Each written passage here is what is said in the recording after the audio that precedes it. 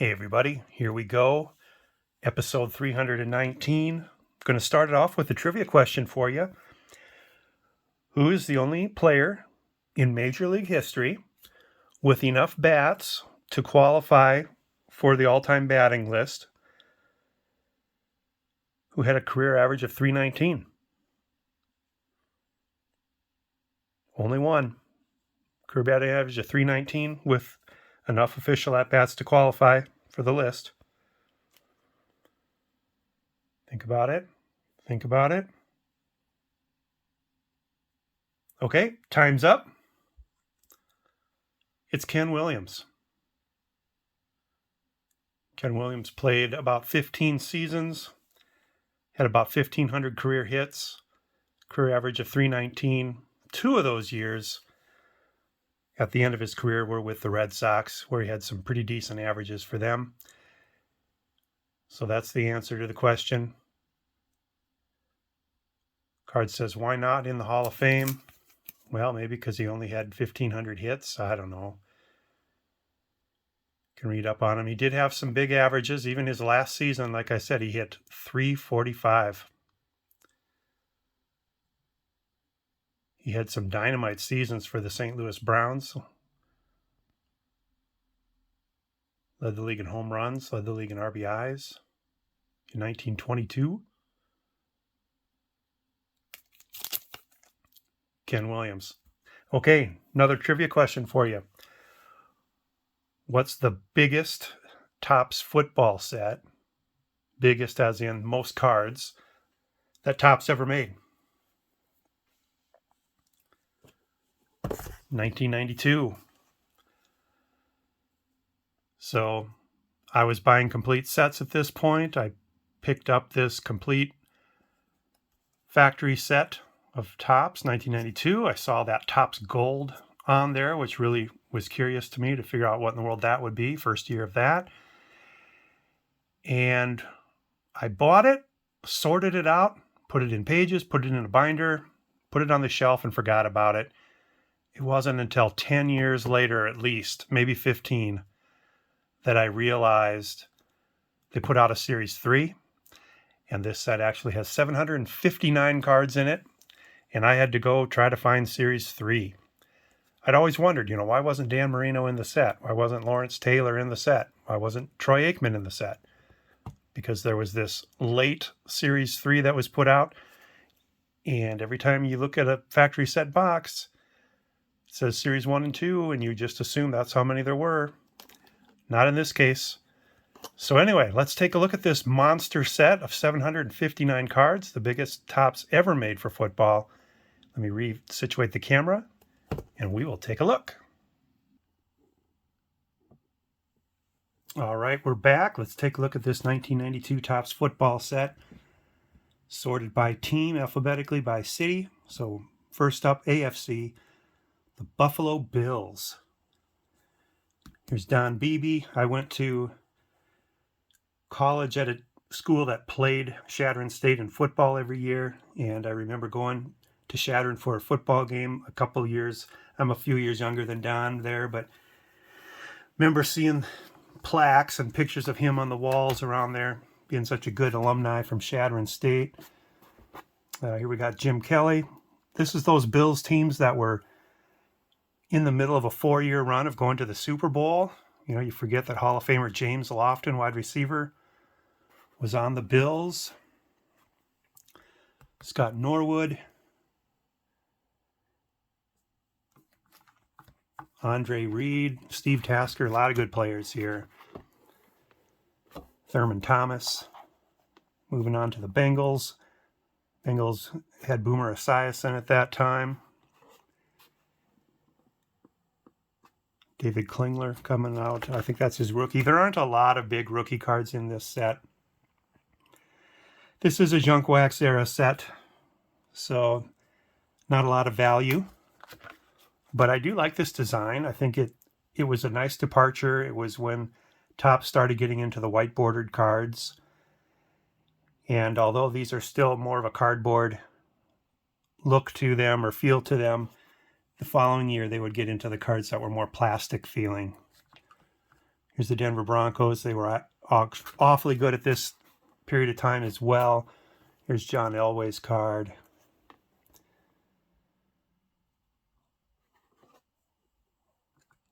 Tommy Maddox, that's his rookie card, I believe. He would be the starting quarterback for the Steelers. And he would be the gentleman that Ben Roethlisberger came in and replaced his rookie year, I believe, and took over for good. Get into the Houston Oilers. They still weren't called the Tennessee Titans yet at that point. Warren Moon, their best player. Get into the Indianapolis Colts.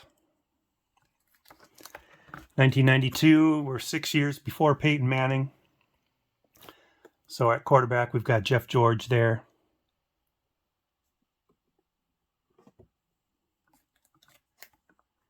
Kansas City Chiefs. This was the year before they got Joe Montana. Dave Krieg, one of those rare times in football sets where you've got a player uniform not matching the team on the card. Seems like that happens more in other sports.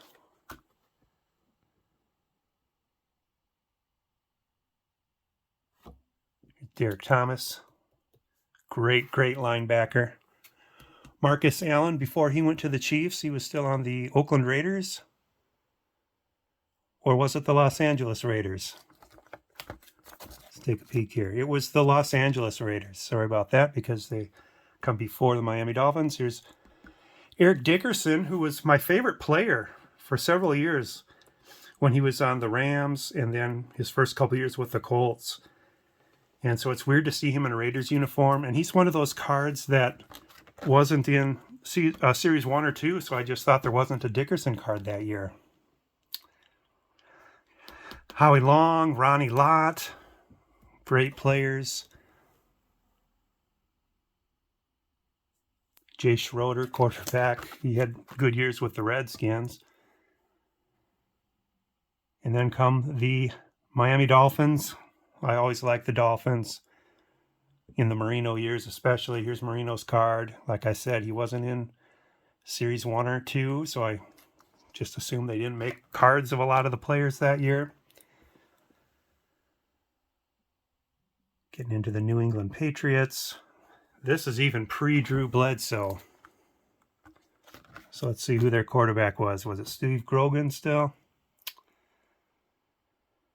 Doesn't look like it.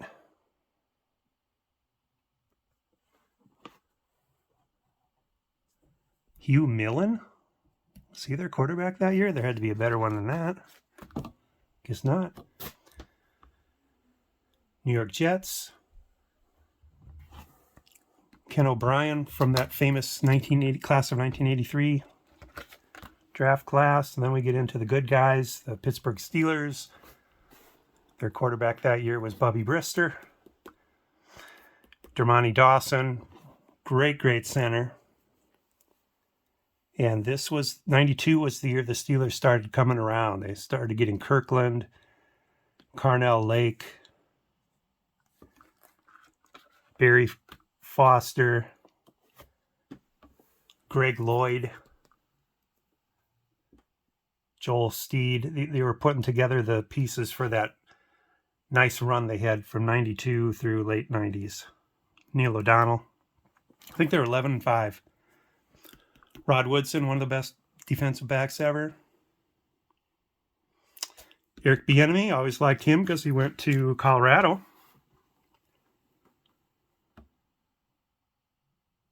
More San Diego Chargers. One thing I do like about this set is the pictures. I think they, and right when I say that, there's a couple pages in a row of nothing spectacular for photos, but there are some really nice action shots in this set.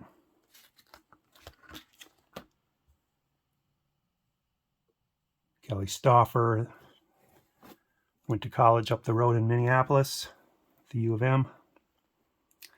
Getting over to the NFC now, Atlanta Falcons.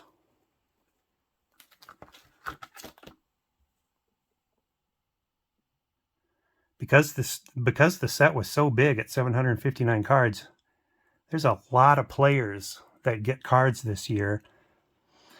Most football sets are way smaller than that, so you get the quarterback, running back, a couple wide receivers, and maybe a couple defensive backs or linebackers, and not much for the offensive or defensive line.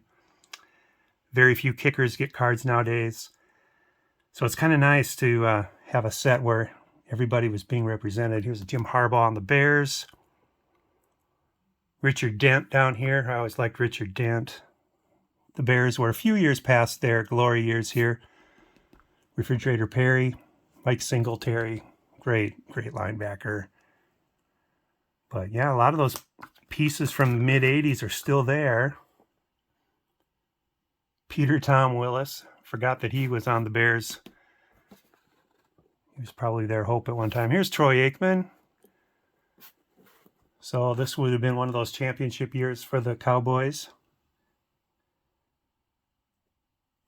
A lot of champion players. Tony Casillas, Jim Jeffcoat, Michael Irvin.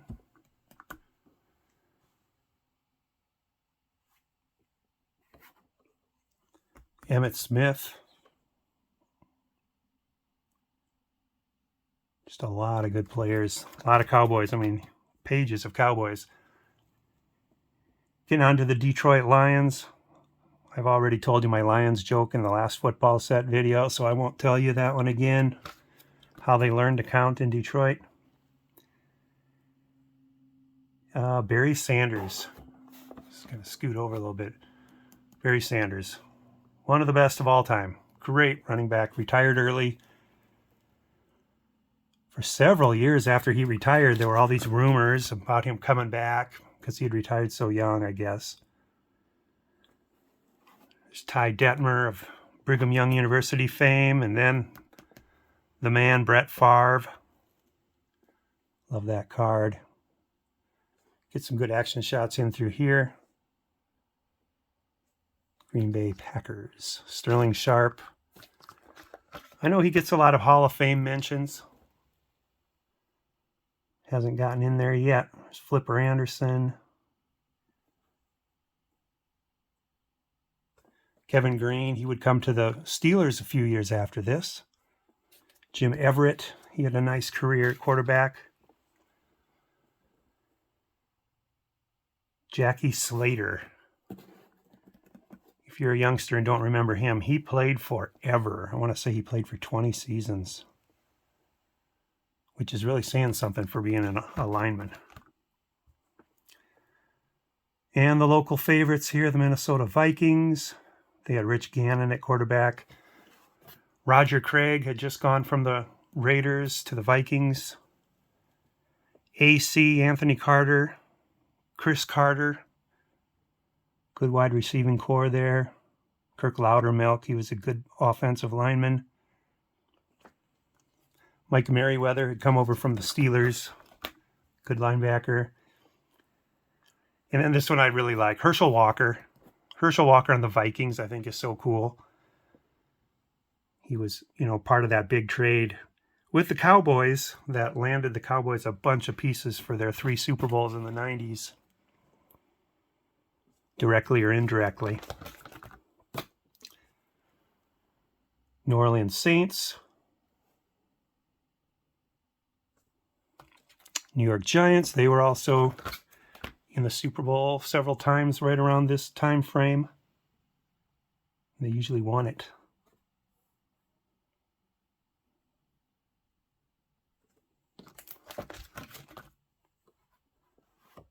Quarterback Phil Simms. And then I love this card of Lawrence Taylor. I love the full body shot in action there. Obviously, he's got somebody in his sights there, and he's starting to ramp up the speed to go take him out. Randall Cunningham, early card there with the Eagles.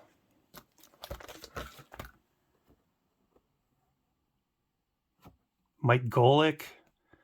If you listen to ESPN radio, you're probably familiar with Mike Golick. Reggie White died way too young. His best years, I think, were with the Eagles. He went to Green Bay a little later, but Boy, he was a good player. Then we get to the St. Louis Cardinals.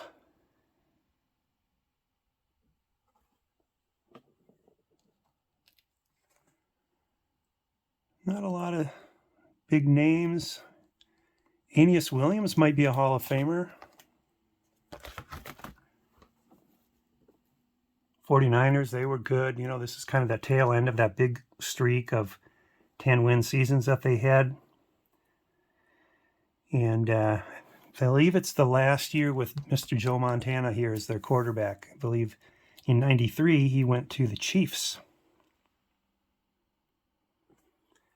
Steve Bono wanted to get that starting job, but it went to Steve Young instead. So this is one of those rare teams that has 3 quarterback cards.